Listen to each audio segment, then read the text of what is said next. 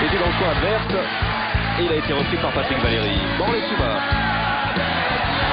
Il est passé Frédéric Clé, il a glissé particulière en occasion pour Frédéric Clé et le poteau qui vient sauver Grégory Coupet.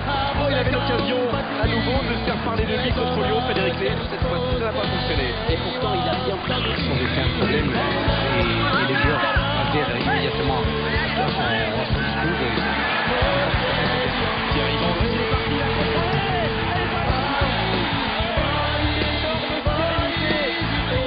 Et un grand sang dans le dernier geste. Bastia qui enfonce le clou. Et 2-0 pour le Sporting Club de Bastia grâce à Thierry Vendredi.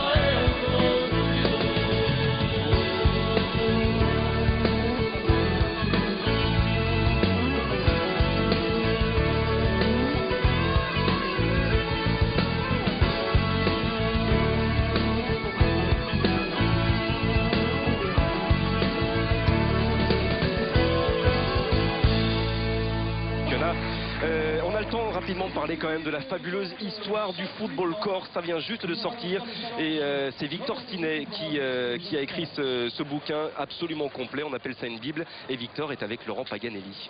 Oui, effectivement, Victor, grand ami Victor, de longue date. Hein. Victor, la fabuleuse histoire du football corse, elle a commencé en quelle année pour vous? Fabuleuse. Fabuleuse, oui, je sais, ça en fait rire certains.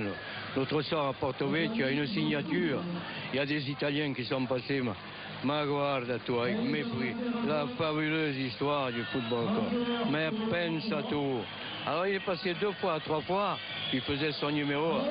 Alors à la fin, je dis, écoutez, c'est plus fabuleux d'avoir un club de D1, d'avoir joué une finale de Coupe d'Europe dans un pays où il y a 250 000 habitants, nombre de licenciés qui atteint à peine 10 000, que vous, avec tous vos milliards et toutes vos vedettes étrangères, qu'est-ce que vous avez fait de plus?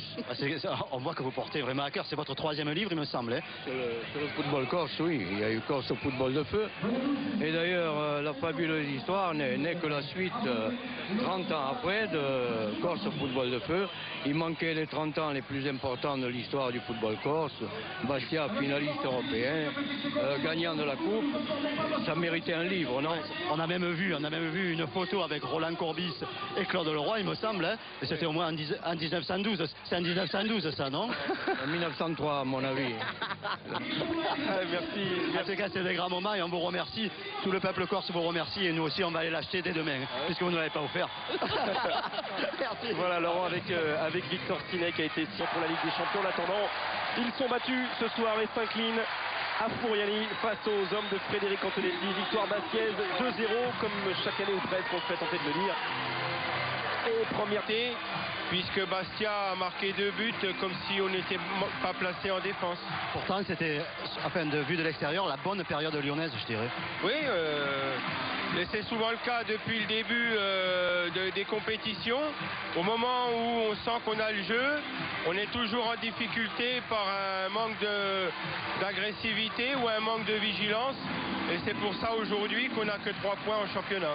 Il vous reste 4 jours ou 5 jours pour préparer Bratislava. Dans quel domaine vous allez resituer votre équipe? Bon ben, je pense qu'on sait qu'en Coupe d'Europe, c'est dans le domaine de l'agressivité mentale. Donc c'est là qu'ils vont se préparer pendant les 5 jours qui nous attendent. Ok, merci. Oui, agressivité mentale. En attendant de l'agressivité, il n'y en a pas dans ces ralentis de François Charles. Il y a beaucoup d'amour, beaucoup de bises, et ça c'est bien aussi. Les bises de Pierre-Yves André à Florent Laville ou bien à Patrice Carteron. Florent Laville et Pierre-Yves André étaient tous les deux il y a quelques années internationaux espoirs. Et pour une entrée, pour ces quelques minutes qu'il a joué sous son nouveau maillot bastiais, tout s'est bien passé pour Sébastien Piocel. Oui, il a été bien présent, il a voulu tout de suite rattraper et faire le même travail que Yann Lachuer qui a été excellent tout au long de la rencontre. On peut dire que Piocel... Je disais à Pierre-Yves André que ça doit faire plaisir et ça doit faire du bien au mental de marquer un but ce soir. Bien sûr, mais ça fait du bien au mental de marquer, surtout au plus vite dans ce championnat qui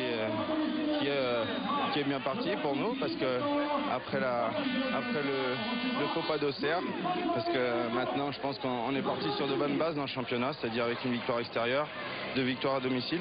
Ça fait maintenant 9 points.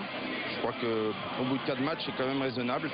Et puis la satisfaction d'avoir marqué et de rejoindre un peu mon collègue, pas au classement de buteur parce qu'il est loin, mais ça fait quand même du bien moral. Il faudrait rassurer Grégoire parce qu'il vous a vu embrasser tout le monde à la fin du match. Donc il faudrait un petit peu savoir pourquoi, quoi. Ça l'intrigue. J'embrasse les Lyonnais, je l'embrasse même à lui. Alors, je suis désolé Grégoire. Hein. Les Lyonnais, encore une fois, bon, je suis vraiment désolé. Je sais pas, tu me vois pas, coucou. Si, il voit. Oui, non, mais là je le vois pas, mais oui, c'est ça, laisse-toi. Non, un petit coucou à la famille aussi, à tonton, tout le monde. Ok, bon, après ce salut général, je crois que ça va faire du bien aussi d'être premier au classement. Oui, je sais pas, il faudra attendre les résultats, mais avec 9 points, je crois qu'on peut être serein pour la suite. Ok, merci. On est dans le vestiaire, plus sérieusement évidemment dans le vestiaire bastiais. Allez, le classement, on attendait, je vous le disais Olivier, une bonne surprise pour Bastia, c'est confirmé. 6 plus 3, ça fait bien 9. Ça fait 9 avec donc 4 journées et surtout une différence de plus 4. Ça aussi, ça a son importance. Mais véritablement, avec ce que Bastia nous a montré tout au long de la rencontre, et bien pour le moment, elle mérite largement sa place de leader de ce championnat. Allez, Fred Mendy avec Laurent Marganelli. Oui, avec Fred. Je ne vais pas poser la question. Fred, c'est vrai, cette première place, c'est beau pour Bastia et puis je crois qu'elle est méritée avant tout. Bah ouais, elle est méritée, vu quand même les 4 matchs qu'on a fait, je sais pas, ça peut usurper, c'est quand même bien mérité. Quand on voit le match qu'on fait à Auxerre et quand on voit le match qu'on fait à Auxerre et on revient avec 0 points.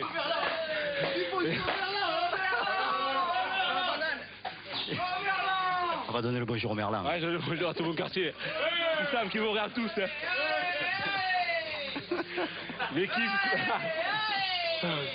Non, pas le Merlin, c'est Rondel. Et mon entraîneur, Patrick Berti, si vous regarde, sa famille. Ah ouais, c'est plus Frédéric Antonetti, votre entraîneur. Ah oui, c'est l'entraîneur quand même du Merlin. Que lui, quand même, ça lui, je pense que je ne serai pas là. Alors je crois que je lui dois bien ça et il doit me regarder. Et Patrick, merci quand même. Je lui dois bien ça. Et aussi à ma famille, à mon père, et mes soeurs et frères.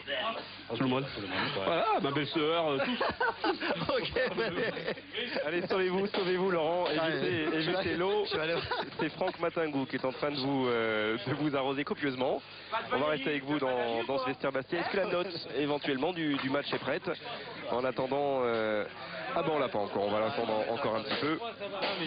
Allez, on va enfin entendre Frédéric Antonetti sur ce succès bastiais. On va enfin l'entendre parce que Il y a eu des mots très importants de votre président qui m'a dit Frédéric Antonetti à chaud, il a une superbe analyse. Donc on va avoir l'analyse générale de ce match.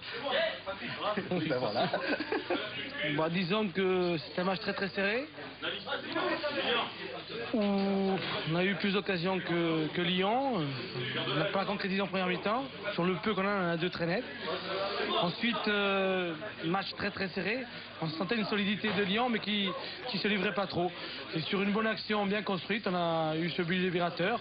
Le deuxième dans la foulée. Puis après, bon, on a simplement géré notre match face à une équipe de Lyon qui a changé 3 fois de système de jeu dans la deuxième mi-temps. Donc on s'est adapté à chaque fois aux nouvelles situations. Il faut féliciter les gars parce qu'ils ont fait un match plein. On sentait quand même une très grosse solidité sur le plan physique à Lyon. Oui, justement, vous me dites que vous êtes adapté. Est-ce que vous demandez-vous à vos joueurs de vous adapter aux circonstances du match, à l'équipe de Lyon, ou c'est eux qui sont autonomes sur le terrain et qui le font tout seuls? Bah, disons qu'on travaille à l'entraînement. L'entraînement c'est fait pour ça, donc... Moi, j'ai jamais travaillé à l'entraînement. Souvent que ce soit un 4-3-3, un 4-4-2 en losange, un 4-4-2 à plat, bon, on a des réponses à chaque situation pour pas être surpris, pour que chacun sache dans la récupération du ballon ce qu'il doit faire. Un petit mot sur le classement. Quelle importance vous donnez à cette première place ce soir? Bon, pas grand chose parce que les matchs sont très très très serrés, ça va très très vite. On a 9 points, c'est bien de les avoir et bah, maintenant on va regarder demain toute la journée tranquillement et assez sereinement. Nous on a déjà des déplacements très très difficiles à Paris dès dimanche prochain, donc il faut rester les pieds sur terre et puis il faut féliciter les joueurs parce que depuis un mois ils sont très présents. Ok, merci, sympa. Oui, à Paris, après contre Lille et puis à Strasbourg. Voilà le programme des Bastille Antonetti et puis le programme des Lyonnais est évident et bien connu. Mercredi soir, ce sera contre Bratislava. Ensuite, ce sera un match contre Troyes en championnat avant d'aller à Saint-Etienne le 6 septembre pour le fameux derby tant attendu. Alors qu'on se...